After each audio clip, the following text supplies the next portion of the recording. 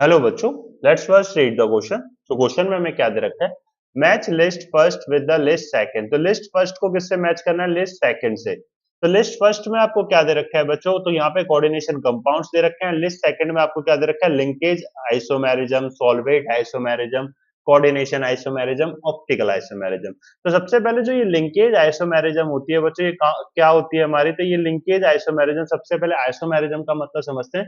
जिनमें क्या होता है कि ऐसे compounds, there are two or more compounds which having the same molecular formula but different properties. तो वो डिफरेंट प्रॉपर्टीज शो करेंगे, उनको हम लोग क्या बोलते हैं? आइसोमर्स बोलते हैं। इस फिनोमेना को आइसोमेरिज्म बोलते हैं। ठीक है बच्चों। तो अब यहाँ पे क्या है, लिंकेज आइसोमेरिज्म में क्या होता है कि भाई मॉलिक्यूलर फार्मूला तो सेम होगा, केमिकल कंपाउंड्स का जो कोऑर्डिनेशन कंपाउंड्स है उनका मॉलिक्यूलर फार्मूला सेम होगा, बट जो मेटल लिगैंड की कनेक्टिविटी होगी वो क्या होगी? डिफरेंट होगी। क्या होगी बच्चों? मेटल लिगैंड की कनेक्टिविटी डिफरेंट होगी। और ये फिनोमेना कब जनरेट करता है? जब हमारे पास लिगैंड क्या हो? एम्बीडेंटेट लिगैंड हो। तो एम्बीडेंटेट लिगैंड क्या क्या होता है बच्चों? These are those ligand which having the more than one donor site. इसके पास एक से ज्यादा डोनर साइट्स अवेलेबल होती हैं, बट वो एट ए टाइम एक ही डोनर साइट को यूज करते हैं। तो उनको हम लोग क्या बोलते हैं? एम्बीडेंटेट लिगैंड बोलते हैं। क्या बोलते हैं बच्चों? Ambidentate ligand. ये चीज क्लियर है आपको? ठीक है ना? तो अब यहाँ पे क्या है कि अगर हम ध्यान से देखेंगे तो लिंकेज आइसोमेरिज्म के अंदर क्या है कि भाई हमारे पास जो मेटल लिगैंड, जैसे आपके पास क्या है बच्चों, कोई भी आप एमिडेंटेड लिगैंड ले लो। जैसे मैंने क्या ले लिया, हमारे पास CN नेगेटिव ले लिया। ठीक है ना? ये इस तरीके से होता है। तो अगर ये मेटल हमारा कार्बन से कनेक्टेड होगा तो अब तो ये हमारी डिफरेंट कनेक्टिविटी है। अगर हमारा मेटल नाइट्रोजन से कनेक्ट होगा तो ये डिफरेंट कनेक्टिविटी होगी। ठीक है बच्चों। तो इस तरीके का जो आइसोमेरिज्म जनरेट होता है उसको बोलते हैं लिंकेज आइसोमेरिज्म। तो अब यहाँ पे कौन सा कॉम्प्लेक्स है जो कि आपका लिंकेज आइसोमेरिज्म शो कर सकता है? क्या CONH3 का होल सिक्स CrCN का होल सिक्स शो कर सकता है? बिल्कुल शो नहीं कर सकता। ये एक different type of isomerism show करता है, वो अभी हम देखेंगे बच्चों। एंड क्या है CONH3 का होल थ्राइस, NO2 का होल थ्राइस।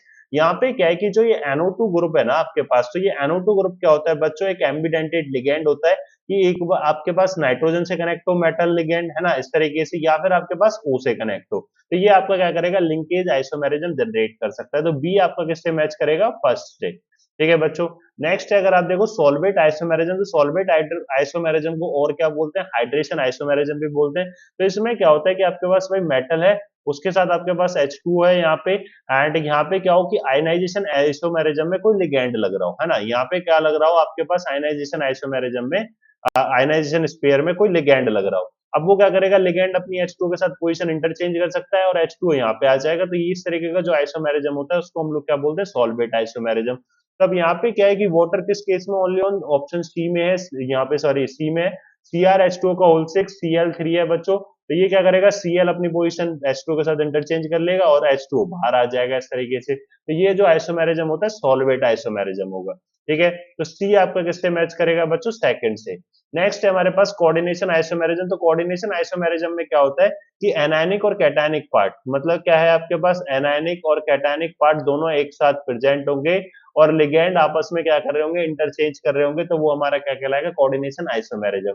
अब यहाँ पे क्या, कैटायनिक और एनायनिक दोनों पार्ट एक साथ प्रेजेंट है, और ये जो लिगैंड है NH3CN की जगह पे आ जाए और CnNH3 की जगह पे आ जाए बच्चों, तो ये आपका क्या कहलाएगा? कोऑर्डिनेशन आइसोमेरिज्म कहलाएगा। तो ए आपका किससे मैच करेगा? थर्ड से।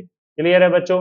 अब ऑप्टिकल आइसोमेरिज्म की बात करें तो ऑप्टिकल आइसोमेरिज्म कौन से कंपाउंड्स में होता है? जिनके अंदर क्या हो? कोई भी सिमेट्री एलिमेंट प्रेजेंट ना हो। एक तो सिमेट्री एलिमेंट प्रेजेंट नहीं होना चाहिए, और साथ के साथ क्या नहीं होना चाहिए बच्चों? कि सिमेट्री एलिमेंट के साथ साथ उनके पास क्या होना चाहिए कि भाई वो क्या करते हो? PPL, प्लेन पोलराइज लाइट को क्या कर सकते हो? रोटेट कर सकते हो।